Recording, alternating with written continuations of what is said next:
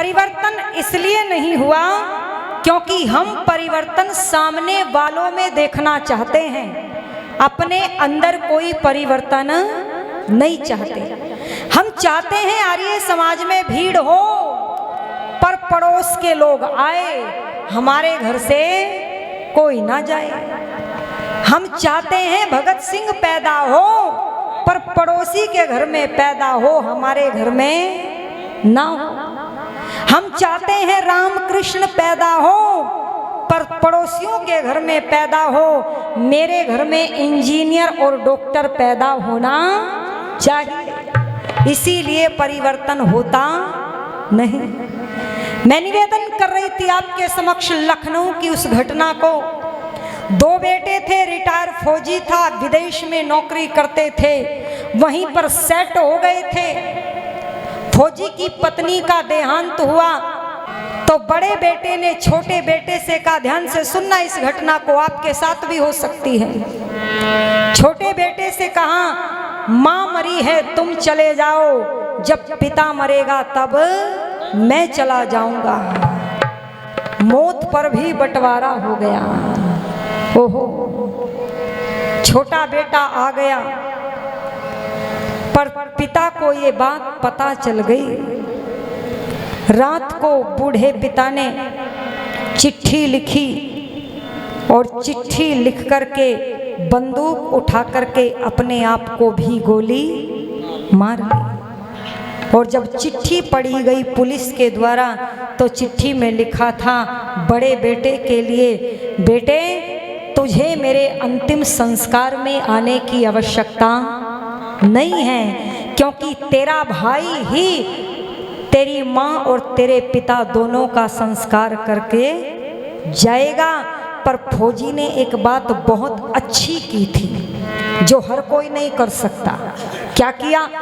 फौजी ने बंटवारा किया। चिट्ठी में लिखा था, मेरी आधी संपत्ति वृद्ध आश्रम में दान कर दी जाए, जो आधी का हिस्सा बचा वो अनाथालयों में दे दिया जाए, जो उसका हिस्सा बचा वो गौशाला में, गुरुकुलों में दे दिया जाए, और जो मेरे घर में सोना गहना जेवर निकले वो मेरे नौकरों में बांट दिया जाए। मेरे दोनों बेटों को मेरी कमाई का 1 रुपया भी नहीं दिया जाए। ये घटना मैंने अभी 8 दिन पहले आपके बीच में रखी है। ये भारत देश की चर्चा हो रही है, जिस देश का बेटा पिता की आज्ञा के, पिता ने कहा नहीं था, 14 वर्ष वनों में बिता गया था। इसीलिए आपसे कहना चाहती हूँ, ये गीत के माध्यम से मुझे बहुत प्रिय लगती है ये पंक्तियाँ, और ये पंक्तियाँ लिखी हैं सारस्वत मोहन मनीषी जी ने। और क्या कह दिया, अगर चाहते हो परिवर्तन तो सुनना, भजन सुनाते हुए चलूं, पर कहना चाहती हूँ कि अब हिमालय से कोई गंगा निकलनी चाहिए, पीर पर्वत सी हो मगर वो पिघलनी चाहिए। मेरे सीने में ना सही तो तेरे सीने में सही, हो कहीं भी आग पर आग जलनी चाहिए। सिर्फ हंगामा खड़ा करना हमारा मकसद नहीं, सिर्फ हंगामा खड़ा करना हमारा मकसद नहीं। हम चाहते हैं भारत की तकदीर बदलनी चाहिए, हम चाहते हैं भारत की तकदीर बदलनी चाहिए। और तकदीर कैसे बदलेगी? ऐसे बदलेगी कि तालियां भी नहीं बजा सकते, इतनी कंजूसी। पर सुन लेना, बहुत सुंदर पंक्तियां मनीषी जी ने लिख दी। क्या कह दिया? उठो दयानंद के सिपाहियों, समय पुकार रहा है, देशद्रोह का विषधर फन फैला फुंकार रहा है। उठो दयानंद के सिपाहियों, समय पुकार रहा है, देशद्रोह का विषधर फन फैला फुंकार रहा है, देशद्रोह का विषधर फन फैला फुंकार रहा है।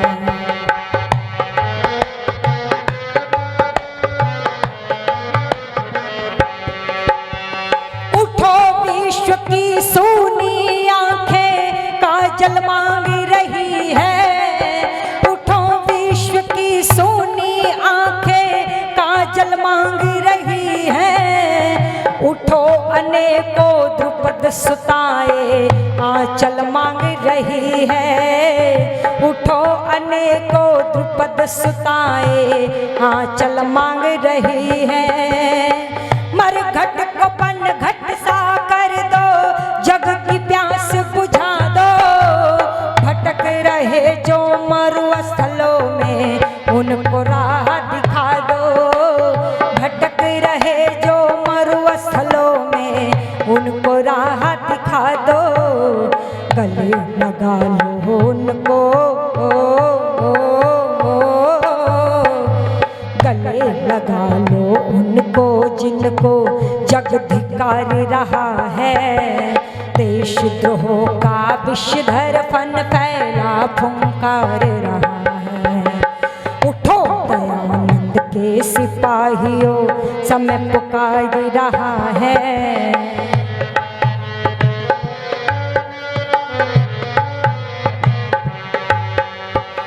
तुम चाहो तो पत्थर को भी मोम बना सकते हो। तुम चाहो तो पत्थर को भी मोम बना सकते हो। तुम चाहो तो खारे जल को सोम बना सकते हो। तुम चाहो तो खारे जल को सोम बना सकते हो। तुम चाहो तो बंजर में भी बाग लगा सकते हो। तुम चाहो तो बंजर में भी बाग लगा सकते हो। तुम चाहो तो पानी में भी आग लगा सकते हो। तुम चाहो तो पानी में भी आग लगा सकते हो। लहू शहीदों का, लहू शहीदों का गद्दारों को धिक्कार रहा है। देशद्रोह का विषधर फन फैला फुंकार रहा है। देशद्रोह का विषधर फन फैला फुंकार रहा है।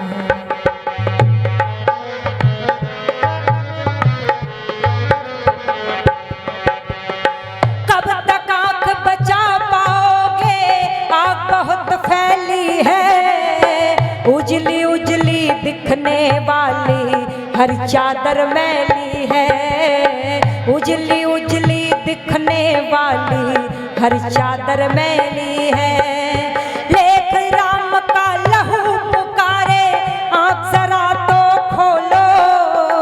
श्रद्धानंद का लहू पुकारे, आप जरा तो खोलो। एक बार मिलकर सारे ऋषि दयानंद की जय बोलो। एक बार मिलकर सारे ऋषि दयानंद की जय बोलो। वेद जानता व्यतीत सूर्य तुम्हें निहार रहा है। देशद्रोह का विषधर फन फैला फुंकार रहा है।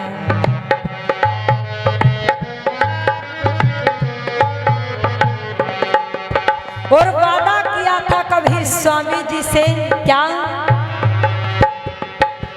याद करो क्या भूल गए जो ऋषि को वचन दिया था। याद करो क्या भूल गए जो ऋषि को वचन दिया था। शायद वायदा याद नहीं जो आपने कभी किया था। शायद वायदा याद नहीं जो आपने कभी किया था। वचन दिया था ये ओम का झंडा कभी न झुकने देंगे। वचन दिया था ओम का झंडा कभी न झुकने देंगे। हवन कुंड की अग्नि घरों से कभी न बुझने देंगे। हवन कुंड की अग्नि घरों से कभी न बुझने देंगे। जातिवाद जग की जातिवाद जग की नस नस में जहर उतार रहा है। देशद्रोह का विषधर फन फैला फुंकार रहा है। उठो दयानंद के सिपाहियों, समय पुकार रहा है। देशद्रोह का विषधर फन फैला फुंकार रहा है। देशद्रोह का विषधर फन फैला फुंकार रहा है। देशद्रोह का विषधर फन फैला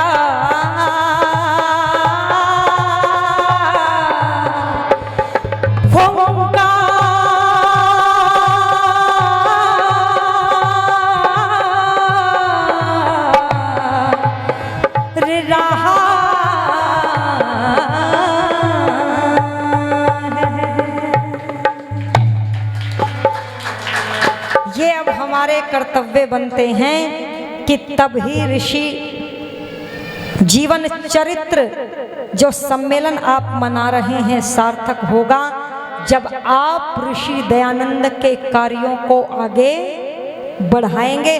संकल्प लेते हुए चलें कि ऋषि ने जो कार्य किए हैं वो सब अगर ना भी हम कर सके, क्योंकि हम ऋषि नहीं, पर कम से कम जिस कार्य को हम करते हैं उस कार्य को बड़ी ईमानदारी और निष्ठा के साथ में करें। यज्ञ करते हैं तो इसलिए नहीं करें कि लोग मुझे देखें। यही पतन का कारण है। आज हमें इसी बात का अभिमान हो जाता है साहब। मंचों पर माइक पर खड़े होकर के हम कहते हैं मैं 20 साल से दोनों समय यज्ञ करता हूँ, संध्या करता हूँ। किसको बता रहे हैं? करते हैं तो आप अपने लिए करते हैं, आप किसी पर एहसान नहीं करते। क्योंकि जिस प्रकार भोजन करना आपकी आवश्यकता है, उसी प्रकार संध्या और यज्ञ भी आपकी आवश्यकता है। जैसे भोजन ना करने से शरीर की हानि होगी, ऐसे संध्या और यज्ञ न करने से बोल दो आत्मा की हानि होगी। आप भोजन तो नहीं बताते लोगों को कि मैं 30 साल से 3 समय भोजन करता हूं, या बताते हैं? बोलो, नहीं बताते। मैं 30 साल से दिन और रात कभी भी सो जाता हूं, नहीं, केवल संध्या और हवन बताते हैं। इस अभिमान को छोड़ करके सरल हृदय से कार्य करना है, तब मेरे ऋषि का सपना पूरा होगा।